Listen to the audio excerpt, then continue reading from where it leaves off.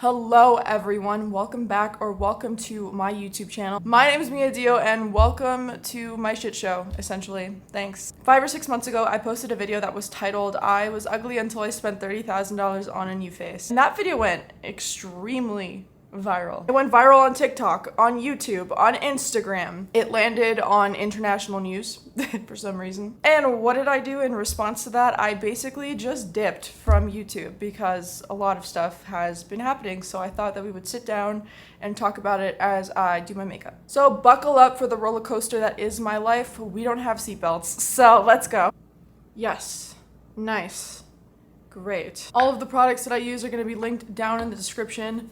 I'm just going to be focusing in this video on talking to you guys because there is much to talk about. There was relatively recently a major life event slash tragedy that occurred within the few months that I was gone from this platform. Trigger warning, I will be talking about pregnancy slash miscarriage. So that's a spoiler alert.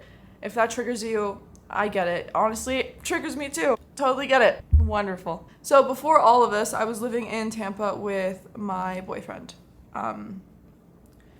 He was there for work, and I am very mobile because I am fabulously unemployed, aka influencer. While he was in Tampa, he received notice that we were to leave Tampa and move to Salt Lake City because he was getting moved over there.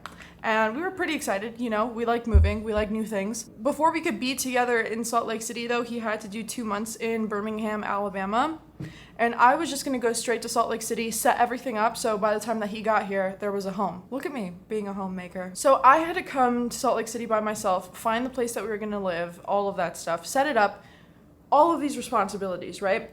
I bring my best friend with me, Blair Walnuts, because we are working on a little project together and I also just needed help. I didn't want to be in a new city, in a new state, across the United States by myself. So she came with, and I'm so glad she did because when we first got here, we noticed that there was definitely a few things wrong with me. There was just a couple things that were out of the ordinary. I noticed that I would cry easily when I would get stressed out, and I'm not really the type of person who gets stressed out or even cries. I'm not that emotional of a person unless it's something really traumatic. On top of all of that, I had these vicious food cravings. I could smell cheese, smell chocolate from a mile away.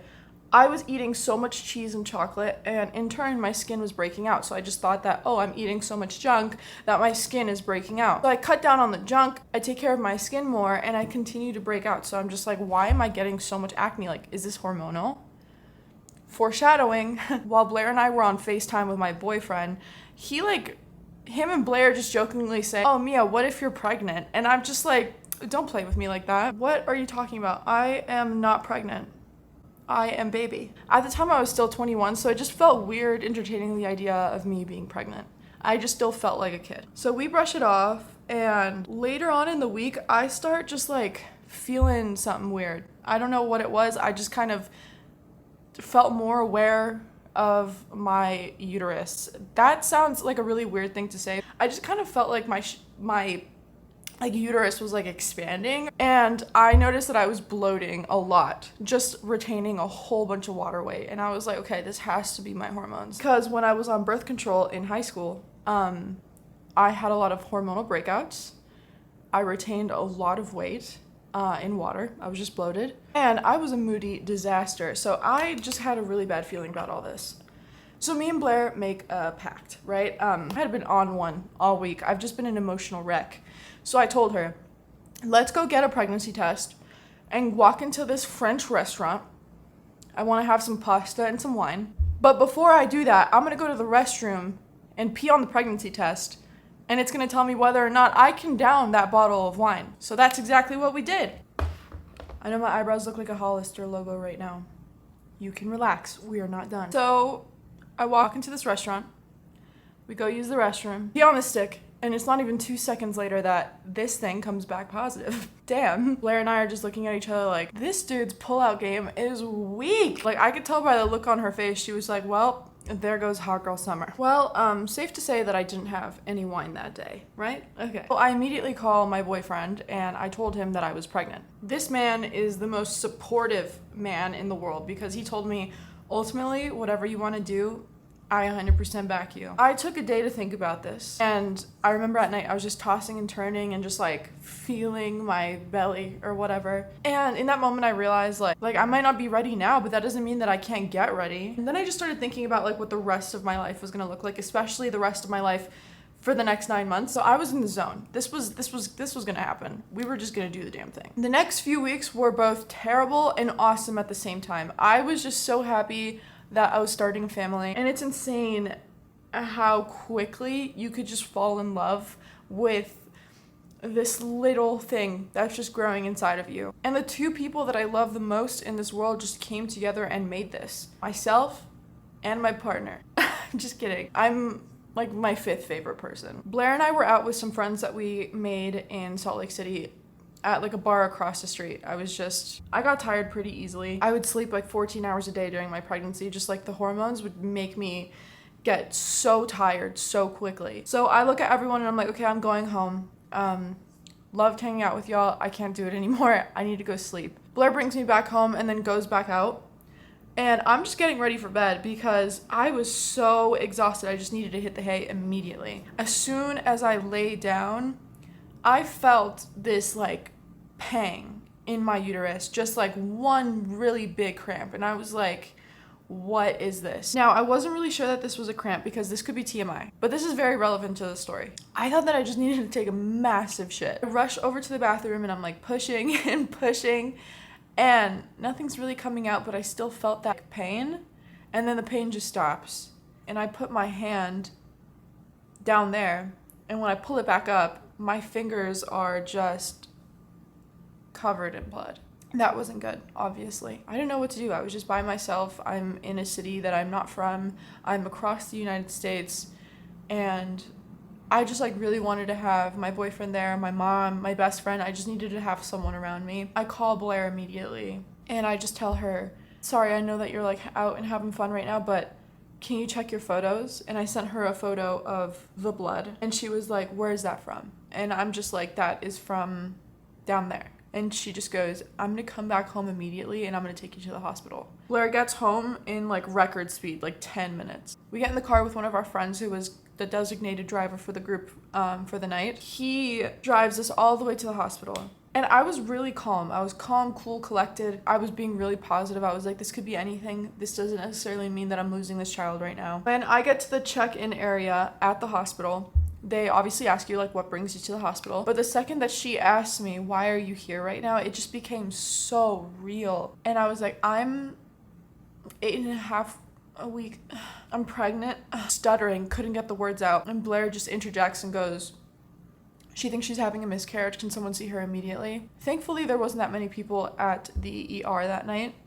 And they were able to put me in immediately, and I was able to talk to a doctor the second that I walked in. They were going to do an ultrasound, they were going to do a blood test, and then they were going to do a pelvic exam. So I am in the emergency room for about 3-4 hours before the doctor eventually comes in. And just like in Grey's Anatomy, he takes his mask and he brings it down and he looks me in the eyes and just says, I just want to preface this by saying that none of this is your fault. And that is when I lose it. I am not a person that has experienced a lot of loss in her life. I have a really big family and like everyone is like still alive. Like I haven't lost anyone. I'm so blessed that that's not something that's happened to me yet. In that moment, I just felt like I had one job. My one job was to keep this baby safe. What did I do wrong? I did nothing wrong. I took care of myself. I got rest.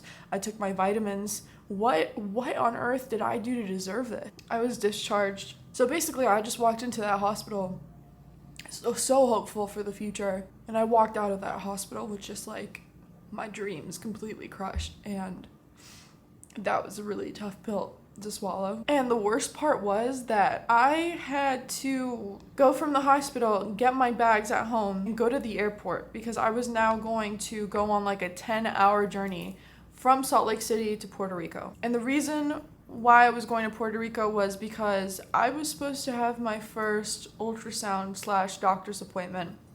I had planned it to be like around 8.5, 9 weeks. My boyfriend was in Puerto Rico waiting for me. I just want to talk about the airport situation. There's nothing more that I wanted to do than roll myself up into a little ball, you know, go into fetal position and just die. But I had to walk through an airport full of kids, loads of pregnant women. God, I felt so alone and all I wanted to do was just cry. The first leg of my trip was Salt Lake City to Orlando, Florida. When I was in that airport, I was just kind of sitting by myself, just about to break down. And a girl who watches my content comes up to me and like tells me that I put a smile on her face through her divorce. Thank you. I made her feel confident. And in the back of my mind, I was just thinking, I feel like an imposter right now. I was just smiling and just offering words of encouragement, being really positive and stuff. And in the back of my mind, I'm just like, I literally hate myself in this moment. And I can't even be honest about that. I'm just, it's a sham. That interaction ends pretty quickly and I could just go back to resenting myself. I get on the plane from Orlando to San Juan, and I was actually sitting next to someone who's watched my videos before. In particular, like my last YouTube video where I was basically telling people not to compare themselves to me because I've gotten a crap ton of plastic surgery done and I don't look like the way that I would have looked like if I didn't. We did talk for the whole flight though, so she was able to like get my mind off of the fact that I was miscarrying, so that was really nice. I get to Puerto Rico, I get picked up by my boyfriend, and I just go home and just lose it. I was in excruciating pain. Just the worst pain that I've ever felt. It was not just a period cramp. No, that is not what it was. I would just be laying on the floor naked in the bathroom in a fetal position, just hoping that I would pass out. The pain was so bad that I was just like, please God, let me just pass out because I cannot be awake for this. This hurts so bad. One night in particular was worse than the others. And then that's literally when I basically gave birth to whatever was inside of me. I had what was supposed to be my first ultrasound appointment the following morning, coincidentally. That was so hard too because I'm at an OBGYN, so I'm surrounded by pregnant women and their partners like laughing and just like holding the stomach and all of that stuff, and I'm just sitting there in the corner. And that's when I felt something that I hadn't felt in a long time towards like a woman, and it was jealousy. I just stopped crying. I'm doing my makeup. Don't mind me. Shedding tears, sipping beers. The American way. I saw the doctor. He performed a DNC on me, which in other words basically was an abortion, but I'm allergic to anesthesia, so we did it without anesthesia. God, that was so painful. My boyfriend was there. He was holding my head and was like, just look at me, like don't look down there, like it's okay, like it's all gonna be fine. Jeez. He looked like he was gonna pass out too, but he was pretending to be strong for me. For the next week, the horrible pain continued and I was still not able to sleep, and no one prepared me for that. No one told me that I was just going to be in so much pain for 2 weeks. Like I just thought that it just happens and it's done, but no. All right, before I get all sappy, I'm gonna do my eyeliner real quick. Come on, Mia, you can get through this. See that before and after? That's nice. I needed that today. After the whole miscarriage experience, I was left behind with a lot of sorrow. No one in my life has openly shared their miscarriage experiences with me, so in that moment I kind of was just alone with this experience. This experience reminded me of my plastic surgery experience in a really odd way. When people don't talk about things, people feel alone in their experiences. The reason why I made my last YouTube video was because I was getting a lot of comments from my audience, which is mostly female, saying that they compare themselves to my face. Like, why doesn't their face look like my face? And how am I just supposed to listen to those compliments when it's not real? And don't get me wrong, I could take a compliment. When someone's just walking down the street and they just go, oh my God, you're so pretty. I'm not out here telling them, oh, it's just my nose job. It's just blah, blah, blah, blah. I say, thank you. So are you. And we just continue on our day. I don't want you guys comparing yourself to something that wasn't attained naturally. It's just not fair. Now, I would just like to talk about transparency and what transparency means to me. When I make videos, for example, my plastic surgery video, and I own up to the fact that I've gotten so many procedures done and that's why I look the way that I do, I am not promoting plastic surgery. It may come across that way to some people. I'm sorry if it came across that way. The way I see it is that like 90% of the content that you consume on a daily basis is filtered, edited, both. It's not a raw image, it's not a raw video. There's something going on. Things have been tweaked. Your favorite Instagram models have lip filler, Botox, veneers, things like that maybe to an untrained eye you wouldn't notice it. Now, I'm not saying that people can't be naturally absolutely stunning and gorgeous. My plastic surgery has fixed a lot of the issues that I have with myself. And mind you, I don't say all of the issues, but it definitely did fix the external issues. I didn't like the way that I look, and now I do like the way that I look. I really just wanted to start a conversation, and that was the point of me posting that video. I wanted you guys to know that not everything you see on social media is exactly the way it is. And the same could be said about my miscarriage. While I was actively miscarrying, I was posting pictures of my surroundings, and I was in a gorgeous place in Puerto Rico, beautiful weather. You would think that I was having the time of my life, when in reality, I was in the darkest place possible, and I felt so alone. I'm Generation Z, so I grew up consuming content on the internet. It shaped my personality, it shaped the way that I see things. I was in high school when Kylie Jenner first got lip fillers. And the messed up part was that she denied it. She denied it for the longest time. So that led to the Kylie Jenner lip challenge, where people were putting cups to their lips and sucking on it, rupturing veins, just because they wanted to find different ways to make their lips look bigger. People were overlining the hell out of their lips, which overlining does work, but not that well. So then it became a question as, am I just not doing my makeup right? Am I just not doing something right? She had lip filler the whole time. And some people believed her when she said that she got nothing done. You don't think that that was damaging?